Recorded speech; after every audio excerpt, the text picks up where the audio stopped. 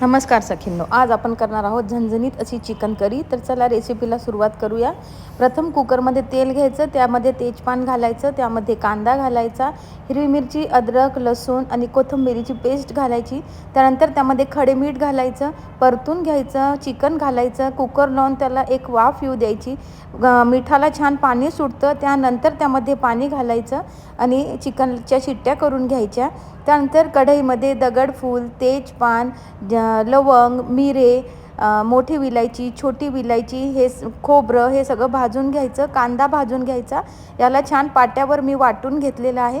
त्यानंतर एका हंडीमध्ये तेल घ्यायचं, त्यामध्ये आपला जो हिरवी मिरची, लसूण, अद्रक आणि कोथिंबीरीची पेस्ट घालायची।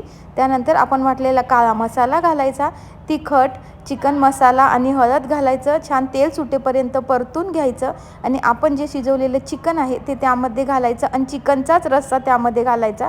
आपलं चिकन रेडी आहे।